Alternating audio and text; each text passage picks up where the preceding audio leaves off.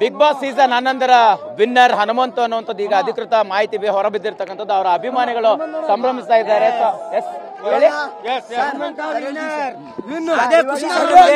ಅವ್ರು ವಿನ್ ಆಗಿದ್ದಕ್ಕೆ ತುಂಬಾ ಖುಷಿಯಾಗಿದೆ.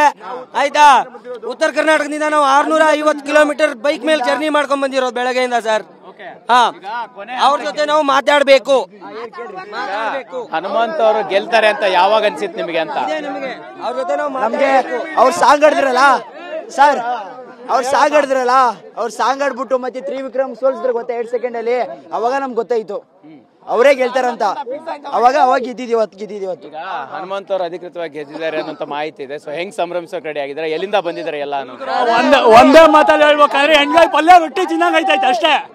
ಎಣ್ಗಾಯಿ ಪಲ್ಯ ರೊಟ್ಟಿ ತಿನ್ನಂಗ್ ಐತೈತೆ ಅಷ್ಟು ಖುಷಿ ಅವ್ರನ್ನ ಗೆದ್ದಿರೋದಕ್ಕೆ.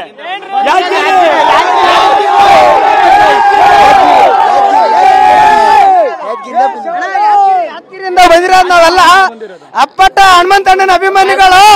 ಇವಾಗ ಫೋಟೋ ಇಳಿಯಕ್ಕೆ ಬಿಡ್ಬೇಕು. ಇವಾಗ ಅವ್ರು ಬರ್ಬೇಕಷ್ಟೇ. ಈಚೆ ಬಂದು ಮಾತಾಡಿದ್ರೆ ಓಕೆ, ನಮಗೇನು ಪ್ರಾಬ್ಲಮ್ ಇಲ್ಲ. ನಾವು 6 ಅವರ್ನಲ್ಲಿ ಬಿಜಾಪುರ್ನಿಂದ ನಾವು ಜರ್ನಿ ಮಾಡಿರೋದು. ಜರ್ನಿ ಮಾಡಿ ನಾವು ಹ್ಯಾಂಡಿಕ್ಯಾಪ್ ನಮ್ಮ ಬೈಕ್ ಮೇಲೆ ಇದ್ದಾನೆ. 6 ಅವರ್ನಲ್ಲಿ ನಾವು ಜರ್ನಿ ಮಾಡ್ಕೊಂಡು ಬಂದಿರೋದು.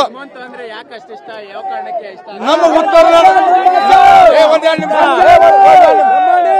ನಮ್ಮ ಸಮಾಜಕ್ಕೆ, ನಮ್ಮ ಲಂಬಾಣಿ ಸಮಾಜ, ನಮ್ಮ ಸಮಾಜಕ್ಕೆ ಫಸ್ಟ್ ಟೈಮ್ ನಮ್ಮ ಬಿಗ್ ಬಾಸ್ ವಿನ್ನರ್ ಆಗಿರೋದು. ಅದರಲ್ಲಿ ಉತ್ತರ ಕರ್ನಾಟಕ ನಮಗೆ ಫಸ್ಟ್ 11ನೇ ಸೀಸನ್ನಲ್ಲಿ ನಮಗೆ ವಿನ್ನರ್ ಕೊಟ್ಟಿರೋದು ಉತ್ತರ ಕರ್ನಾಟಕದವರು. ಉತ್ತರ ಕರ್ನಾಟಕದವರಿಗೆ